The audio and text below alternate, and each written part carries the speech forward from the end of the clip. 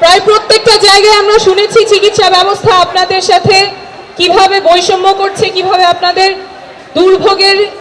আপনারা কিভাবে দুর্ভোগের শিকার হচ্ছেন। আমরা এমন চিকিৎসা ব্যবস্থা গড়ে তুলব যাতে টাকার অভাবে কেউ চিকিৎসা থেকে বঞ্চিত না হয়। আমরা এমন জরুরি চিকিৎসা ব্যবস্থা গড়ে তুলব যাতে করে হাসপাতালে পৌঁছানোর আগেই অ্যাম্বুলেন্সে জীবন রক্ষাকারী চিকিৎসা শুরু করা যায়। আমরা এমন ব্যবস্থা গড়ে তুলব যাতে বাংলাদেশের প্রত্যেকটা নাগরিকের স্বাস্থ্য তথ্য ডিজিটালি সংরক্ষিত থাকে, ইলেকট্রনিক হেলথ রেকর্ড থাকে, আর কখনো আপনাদের স্বাস্থ্য তথ্য হারাবে না।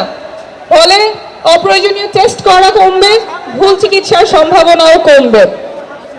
আমরা প্রাথমিক স্বাস্থ্যকে শক্তিশালী করে গড়ে তুলব যাতে আপনাদের এলাকায়, আপনাদের ঘরের কাছে আপনারা মানসম্মত চিকিৎসা পান। আমরা মানসিক স্বাস্থ্যের প্রসার ঘটাবো। অঞ্চলভিত্তিক বৈষম্য দূর করতে আমরা বিভিন্ন অঞ্চলে হৃদরোগ এবং ট্রমা এবং অন্যান্য বিশেষায়িত কেন্দ্র স্থাপন করব।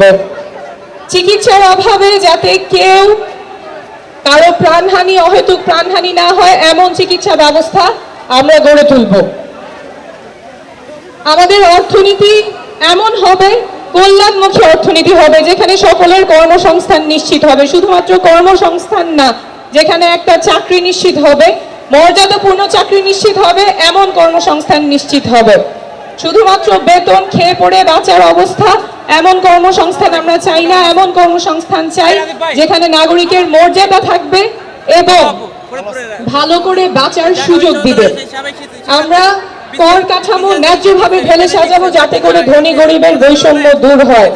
আমরা এমন রাজনীতি করব যাতে করে বাংলাদেশের প্রত্যেকটা নাগরিক রাজনীতিতে সক্রিয় অংশগ্রহণ করতে পারে, প্রত্যেকটা তরুণ রাজনীতিতে সক্রিয় অংশগ্রহণ করতে পারে। আমরা দেশ গড়তে জুলাই পদযাত্রায় আমরা প্রত্যেকটা জেলায় দেখে এসেছি তরুণেরা কতখানি উচ্ছ্বাস, কতখানি উদ্দীপনা নিয়ে আমাদের সাথে যোগ দিয়েছেন। তারা ভাবছেন দেশের কথা, তারা স্বপ্ন দেখছেন দেশ পরিবর্তন হবে, তারা দেশটা পরিবর্তন করবেন।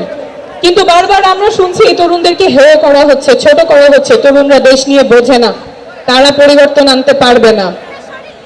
কিন্তু ঠাকুরগাঁয়ের লামিম যে স্বপ্ন নিয়ে রাস্তায় নেমেছিল, সিরাজগঞ্জের জুবাইর যে স্বপ্ন নিয়ে রাস্তায় নেমেছিল, এখন যে প্রজন্মগত রূপান্তর ঘটে গেছে, যে রাজনৈতিক সচেতনতা তৈরি হয়েছে, সেটা আমাদের লালন করতেই হবে। আমাদের তরুণ প্রজন্মকে আর আশাহত করা যাবে না, তাদের স্বপ্ন ভঙ্গ করা যাবে না, তাহলে জাতি আবার সংকটের মুখে পড়বে। তরুণদের স্বপ্ন লালন করতেই হবে এবং তরুণদের বাংলাদেশ নতুন বাংলাদেশ হবে। আমরা এমন রাজনীতি করব যাতে করে নারীরা সক্রিয় অংশগ্রহণ করতে পারে। ভোলার সুমাইয়া যখন রাজনীতি করতে আসে তখন তার বাবা মার চিন্তা করতে হবে না রাজনীতিতে আমার মেয়েটা নিরাপদ থাকবে কিনা। সুমাইয়া রাজনীতি করতে পারবে, দেশের জন্য সক্রিয়ভাবে রাজনীতি এবং দেশ গঠনে অংশগ্রহণ করতে পারবে। আমরা এমন রাজনীতি করব যেখানে আমাদের প্রবাসী ভাইয়েরা যারা দেশ গঠনে ভূমিকা রাখতে চান, যারা নির্বাচনে ভোট দিতে চান, তাদের সেই ব্যবস্থা আমরা নিশ্চিত করব। আমরা এমন রাজনীতি করব যেখানে সকল নাগরিকের অধিকার সংরক্ষিত থাকবে, সমুন্নত থাকবে। কোনো দলের, কোনো পক্ষের, কোনো গোষ্ঠীর, কোনো পরিবারের কাছে দেশের স্বার্থ আটকে থাকবে না। দেশ হবে সকল নাগরিকের, সেই রাজনীতি আমরা করব। সকলকে ধন্যবাদ।